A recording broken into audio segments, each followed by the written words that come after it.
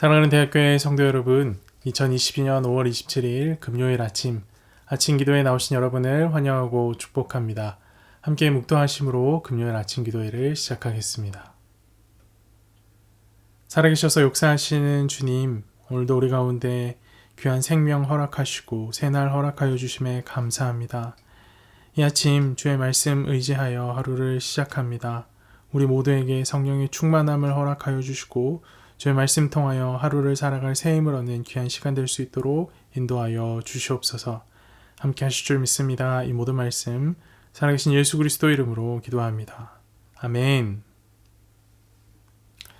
오늘 함께 보실 하나님의 말씀은 사무엘상 13장 1절에서 23절까지 말씀입니다.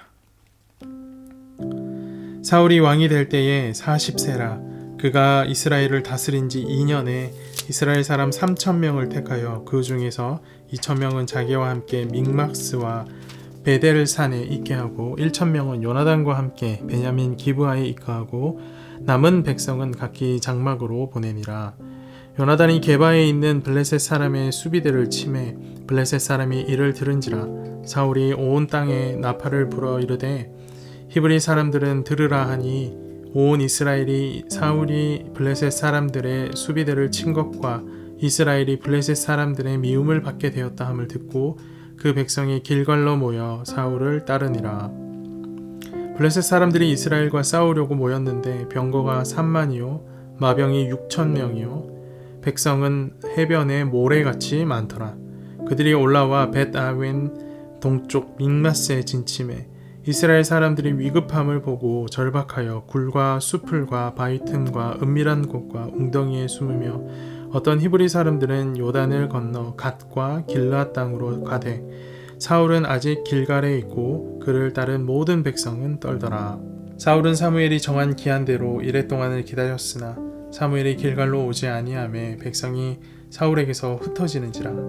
사울이 이르되 번제와 화목 제물을 이리로 가져오라 하여 번제를 드렸더니 번제 드리기를 마치자 사무엘이 온지라. 사울이 나가 맞으며 무난하매 사무엘이 이르되 왕이 행하신 것이 무엇이냐 하니 사울이 이르되 백성은 내게서 흩어지고 당신은 정한 날 안에 오지 아니하고 블레셋 사람은 믹마스에 모였음을 내가 보았으므로 이에 내가 이르기를 블레셋 사람들이 나를 치러 길갈로 내려오겠거늘 내가 여호와께 은혜를 간구하지 못하였다 하고 부득이하여 번제를 드렸나이다 하니라. 사무엘이 사울에게 이르되 왕이 망령되이 행하였도다. 왕이 왕의 하나님 여호와께서 왕에게 내리신 명령을 지키지 아니하였도다. 그리하였더라면 여호와께서 이스라엘 위에 왕의 나라를 영원히 세우셨을 것이거늘 지금은 왕의 나라가 길지 못할 것이라. 여호와께서 왕에게 명령하신 바를 왕이 지키지 아니하였으므로 여호와께서 그의 마음에 맞는 사람을 구하여 여호와께서 그를 그의 백성의 지도자로 삼으셨느니라 하고 사무엘이 일어나 길갈에서 떠나 베냐민 기브아로 올라가니라. 사울이 자기와 함께한 백성의 수를 세어보니 600명 가량이라. 사울과 그의 아들 요나단과 그들과 함께한 백성은 베냐민 게바에 있고 블레셋 사람들은 믹막스에 진쳤더니 노략군들이 세 대로 블레셋 사람들의 진영에서 나와서 한 대는 오브라 길을 따라서 수알 땅에 이르렀고 한 대는 벳호른 길로 향하였고 한 대는 광야 쪽으로 스보임 골짜기가 내려다 보이는 지역길로 향하였더라. 그때에 이스라엘 온 땅에 철공이 없었으니 이는 블레셋 사람들이 말하기를 히브리 사람이 칼이나 창을 만들까 두렵다 하였음이라. 온 이스라엘 사람들이 각기 보습이나 삽이나 도끼나 괭이를 벼리려면 블레셋 사람들에게로 내려갔었는데 곧 그들이 괭이나 삽이나 쇠스랑이나 도끼나 쇠채찍이 무딜 때에 그리하였으므로 싸우는 날에 사울과 요나단과 함께한 백성의 손에는 칼이나 창이 없고 오직 사울과 그의 아들 요나단에게만 있었더라. 블레셋 사람들의 부대가 나와서 믹마스 어귀에 이르렀더라. 아멘. 사울은 누가 보아도 왕으로 손색이 없을 만큼 준수한 자였습니다. 더불어 하나님이 맡기신 일에 대해 나름의 열정도 있었습니다. 하지만 안타깝게도 사울은 상황에 쉽게 좌우되는 사람이었습니다. 상황에 따라 쉽게 하나님의 말씀을 거스르고 자기 생각대로 또는 백성이 원하는 대로 일을 처리해버립니다. 그 결과 사울은 하나님께 버림을 받게 됩니다. 오늘 본문은 사울이 하나님께 버림받게 되는 첫 번째 사건을 기록하고 있습니다. 사울이 왕이 된 후 군대를 소집합니다. 소집된 군대는 모두 3,000명이었는데 2,000명은 사울과 함께 믹마스와 베델산에 있었고 나머지 1,000명은 요나단과 함께 베냐민 기브아에 있게 합니다. 이때 블레셋은 게바에 수비대를 두고 있었는데 요나단이 그곳을 공격합니다. 그러자 블레셋이 반격하기 위해 군사를 모읍니다. 그렇게 모인 블레셋 군사의 수가 병거가 3만, 마병이 6천, 백성은 바닷가 모래처럼 많았습니다. 블레셋 군대의 숫자를 확인한 이스라엘 백성은 공포에 사로잡힙니다. 비교도 안 될 만큼 많은 수의 군사가 모여있기 때문이겠죠. 그들의 수와 비교했을 때 압도적인 이 군사의 수를 확인한 이스라엘 사람들은 이 상황이 위험하다라는 것을 깨닫고 숨기 시작합니다. 어떤 사람들은 아예 요단을 건너 도망치기도 합니다. 이게 어떤 모양입니까? 이스라엘 군대가 흩어지고 있는 모양입니다. 오늘 본문 8절 9절 말씀을 보십시오. 사울은 사무엘이 정한 기한대로 이레 동안을 기다렸으나 사무엘이 길갈로 오지 아니하매 백성이 사울에게서 흩어지는지라. 사울이 이르되 번제와 화목 제물을 이리로 가져오라 하여 번제를 드렸더니. 사울은 군대가 흩어지는 것을 막고 싶었습니다. 그래서 사무엘을 기다리는 대신 직접 희생 제사를 드리기로 결정합니다.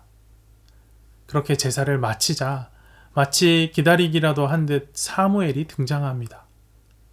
사무엘이 아무리 급해도 자신이 올 때까지 기다려야 한다라는 취지로 사울을 책망하자 사울은 세 가지 이유를 들어서 자신이 정당한 행동을 했다라고 오히려 책임을 사무엘에게 돌리려는 시도를 합니다. 그 세 가지 이유가 다음과 같죠. 첫째는 백성이 흩어지고 있었다라는 것이고, 둘째는 사무엘이 정한 날 안에 오지 않았다라는 것이고, 셋째는 블레셋이 사울을 치려고 믹마스에 모였다라는 것이었습니다.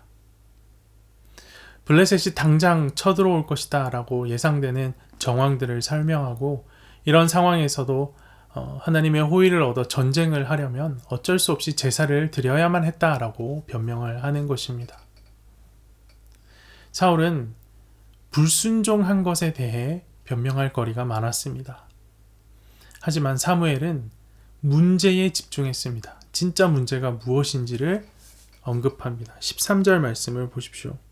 사무엘이 사울에게 이르되 왕이 망령되이 행하였도다. 왕이 왕의 하나님 여호와께서 왕에게 내리신 명령을 지키지 아니하였도다. 그리하였더라면 여호와께서 이스라엘 위에 왕의 나라를 영원히 세우셨을 것이거늘. 사울이 제사를 드리고자 했던 이유는 많았습니다. 하지만 결국 모든 것이 변명이었죠. 사울이 집중해야 했던 것은 하나님께서 내린 명령에 순종하는 것이었습니다. 하지만 그는 하나님의 명령보다 자신의 판단을 앞세웠고, 사무엘은 사울의 이런 행동이 망령된 것이다 라고 평가를 합니다. 나아가 사울이 다스리는 나라는 오래가지 못하고 다른 왕이 세워질 것이다 라고 예언을 합니다. 하나님이 바라시는 왕은 순종 없는 탁월한 왕이 아니라 하나님의 말씀에 순종하는 사람, 그분의 마음에 맞는 사람임을 오늘 우리 본문 말씀을 통해서 확인하게 됩니다. 우리도 종종 실수와 죄에 대해 얼버무리면서 특별한 상황을 언급하며 우리의 행동을 정당화하려고 합니다. 그러나 우리의 변명은 불순종에 불과합니다. 하나님은 우리의 진짜 동기를 살피십니다. 하나님은 우리가 죄에 대해 정직할 때만 용서하시고 회복시키시며 복을 주십니다. 변명 뒤로 자신의 죄를 숨기려 한 사울이 결국 왕권을 잃게 되었다라는 사실을 마음속 깊이 새겨야 할 것입니다. 사울은 명령을 어기면서까지 제사를 드렸습니다. 하지만 그렇게 함으로 얻고자 했던 백성들의 연합을 이루어내지 못합니다. 제사를 드렸지만 떠나가는 백성들을 막을 수는 없었던 겁니다. 결국 3,000명이었던 군사는 600명으로 줄었습니다. 군사의 수가 줄어든 것만 문제가 아니었습니다. 이스라엘 군대는 무기 부분에서도 블레셋 군대를 대적할 만한 상태가 아니었습니다. 당시 블레셋은 철기 문명을 구가하고 있었습니다. 그들이 사용한 무기도 모두 철제 무기였습니다. 반면 이스라엘은 철을 다룰 수 있는 대장장이조차 없는 상황이었습니다. 이스라엘이 가진 철제 무기라고는 사울과 요나단이 가진 칼 2자루가 전부였습니다. 본문은 이런 비대칭적인 군사력을 언급합니다. 왜 굳이 이런 상황을 언급하는 것일까요? 이스라엘이 블레셋과 싸워서 승리할 수 있는 유일한 방법은 하나님이 도우시는 것밖에 없다라는 사실을 보여주는 겁니다. 하나님은 이스라엘이 진정한 힘의 근원임을 깨닫도록 철제 무기가 없는 상태로 이스라엘에게 승리를 허락하셨던 것입니다. 사울은 그간의 승리가 군사력이나 탁월한 지도력 때문이 아니었음을 일찍이 깨달아야 했습니다. 이스라엘 백성의 진정한 힘은 하나님이십니다. 사울은 주어진 상황이 아니라 하나님을 주목해야 했습니다. 하지만 사울은 주어진 상황과 자신의 판단을 앞세웠습니다. 물론 우리가 앞서 살펴본 것처럼 사울에게도 급박한 상황이 있었습니다. 그 상황을 핑계로 한 여러 가지 이유들이 있었습니다. 하지만 하나님의 말씀에 불순종하고 하나님의 시간을 거슬러도 괜찮은 이유는 아예 없습니다. 순종보다 앞서는 상황은 없는 겁니다. 그렇기에 하나님의 사람은 어떤 상황에서도 하나님을 기다려야 합니다. 기다림이 곧 믿음입니다. 오늘날 우리는 기다림을 무색해하는 속도와 효율성의 시대를 살고 있습니다. 끝도 없이 몰려오는 새로운 정보들과 새로운 상황들 앞에 하나님의 약속이 성취되기를 기다린다는 것 자체가 어리석게만 느껴집니다. 하지만 오늘 본문은 분명하게 말합니다.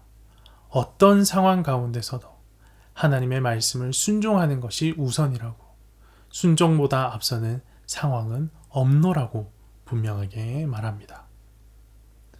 사랑하는 대학교의 성도 여러분, 오늘 주어진 말씀을 마음에 새기기를 소망합니다. 어떤 상황도 하나님의 말씀보다 앞설 수 없습니다. 상황이 인도하는 합리적인 방법이 아니라 믿음이 인도하는 최선의 방법을 선택하는 대학교의 성도들, SCM 형제자매들이 되기를 축원합니다. 함께 기도합시다. 살아계셔서 역사하시는 하나님 아버지, 오늘 우리는 말씀을 통하여서 순종보다 앞서는 상황은 없다라는 사실을 깨닫습니다. 바쁘고 분주한 일상과 상황을 핑계로 하나님 말씀에 순종하기보다 여러 가지 변명을 대며 상황을 따라 살아갔던 우리의 모습을 회개하게 하여 주시고, 어떤 상황에서도 순종하는 대학교의 성도들, SCM 형제자매들이 될 수 있도록 인도하여 주시옵소서. 주님, 결국 주의 말씀 의지하여 끝까지 하나님을 기다리는 것이 하나님의 사람인 그리스도인들이 선택할 수 있는 최선의 방법임을 깨닫습니다. 말씀 앞에 선 우리 모든 대학교의 성도들, SCM 형제자매들, 어떤 상황 가운데서도 끝까지 하나님을 기다리는 믿음을 가질 수 있도록 붙들어 주시옵소서. 어려운 상황 가운데 있는 자, 힘든 상황 가운데 있는 자, 상황에 매몰되어 무너지지 않도록 우리 가운데 성령의 충만함을 허락하여 주시고, 끝까지 말씀 붙들고 주의 일하심을 기다리며 주의 말씀이 성취되기를 기다릴 줄 아는 믿음의 사람들이 될 수 있도록 인도하여 주시옵소서. 이 아침 우리 모든 성도들과 SCM 형제자매들 가운데 성령의 충만함을 허락하여 주시고, 오늘 하루 동안 겪게 될 수많은 상황들 가운데 그 상황을 이겨낼 수 있는 믿음을 허락하여 주시옵소서. 이 모든 말씀 살아계신 예수 그리스도 이름으로 기도합니다. 아멘.